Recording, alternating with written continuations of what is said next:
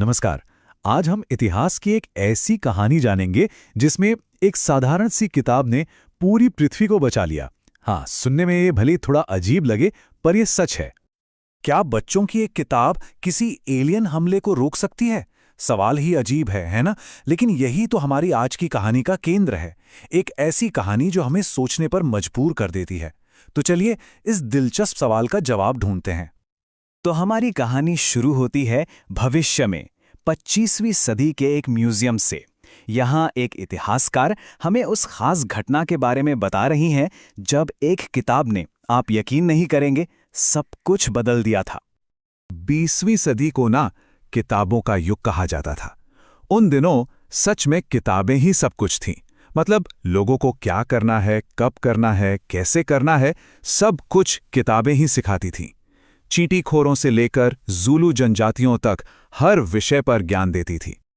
लेकिन एक किताब ने जो सबसे अजीब काम किया वो था 2040 में मंगल ग्रह के हमले से पृथ्वी को बचाना। जी हाँ, एक ऐसा हमला जो कभी हो ही नहीं पाया, और उसे रोका एक अकेली किताब ने। और ये कोई सीक्रेट फाइल या मिसाइलों पर लिखी किताब नहीं थी, बिल्कुल नहीं। तो फिर वो कौन सी किताब थी? चलिए इतिहासकार के हिस्टोरिस्कोप के जरिए देखते हैं कि उस दिन असल में हुआ क्या था। तो अब हम पहुंच गए हैं मंगल ग्रह के स्पेस कंट्रोल सेंटर में। यहां पृथ्वी पर हमले की बड़ी बड़ी योजनाएं बन रही हैं, और अब हम मिलने वाले हैं हमारी कहानी के मुख्य किरदारों से। तो एक तरफ है थिंक टैंक, मंगल का शासक, कमांडर इन चीफ, और उसे लगता है कि उससे ज्यादा बुद्धिमान तो पूरे ब्रह्मांड में कोई है ही नहीं।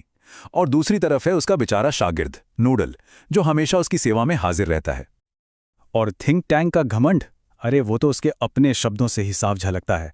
वो नूडल से कहता है, तुमने मेरे अभिवादन का एक हिस्सा छोड़ दिया प्रशिक्षु नूडल, पूरी बात फिर से कहो। मतलब अपनी तारीफ सुनना उसे बहुत ही ज्यादा पसंद है। चलिए अब वापस पृथ्वी पर चलते हैं, जहां मंगल ग्रह का दल पहुंच चुका है।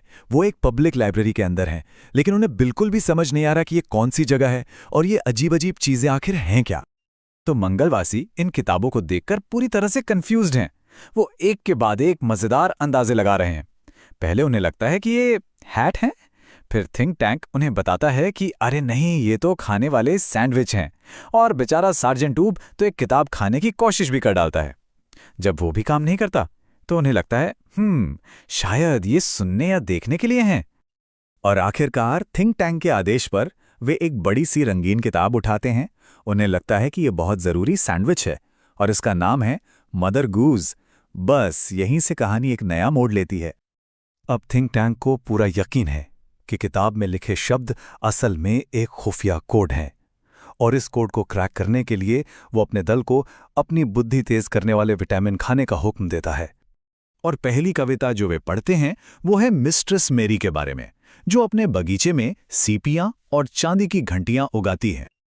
और ये सुनते ही थिंक टैंक के तो होश उड़ जाते हैं। उसे लगता है कि पृथ्वीवासी खेती और माइनिंग को मिला चुके हैं और अपने खेतों में विस्फोटक और कीमती धातुएं उगा रहे हैं। बाप रे! इसके बाद वे अगली कविता पढ़ते हैं, हे डिडल डिडल, जिसमें एक गाय चांद के ऊपर से कूद जाती है। बस ये सुनकर तो थिंक टैंक का डर और भी बढ़ जाता है। अब तो थिंक टैंक की हालत और भी खराब हो जाती है। उसे लगता है कि पृथ्वीवासियों ने अपने जानवरों को स्पेस टेक्नोलॉजी सिखा दी है, और वे किसी भी समय लाखों गायों से मंगल पर हमला कर सकते हैं। और फिर आती है वो आखिरी कविता जिसने सब कुछ बदल कर रख दिया। हम्टी डम्टी, जो एक दीवार पर बैठा था और वहां से नीचे गिर गया। और जैसे ही थिंक टैंक हम्टी डम्टी की तस्वीर देखता है, उसके तोते उड़ जाते हैं। उसे लगता है कि वो तस्वीर उसकी ही है। अरे बाप रे! उसे यकीन हो जाता है कि पृथ्वीवासी उसे पकड़ने आ रहे हैं और उसके ग्रेट बलून ब्रेन पर कब्जा करने की पूरी तैयारी में हैं। तो थिंक टैंक की इस गलतफहमी के बाद मंगल ग्रह के स्पेस कंट्रोल में पूरी तरह से अफरा तफरी मच जाती है। आक्रमण की जो बड़ी बड़ी योजनाएं थी वो अब दहशत में बदल चुकी हैं।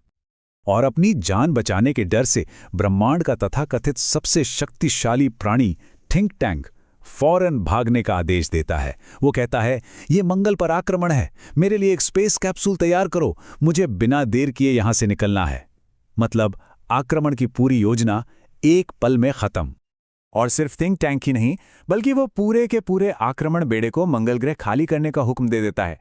वो सब एक किताब की गलत व्याख्या की वजह से अपना ही ग्रह छोड़कर 100 मिलियन मील दूर अल्फा सेंटोरी की ओर भाग जाते हैं।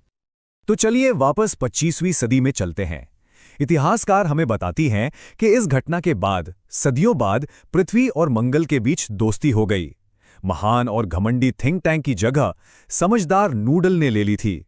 और हाँ, पृथ्वीवासियों ने मंगलवासियों को पढ़ना भी सिखाया। लेकिन एक चीज आज भी वैसी ही है।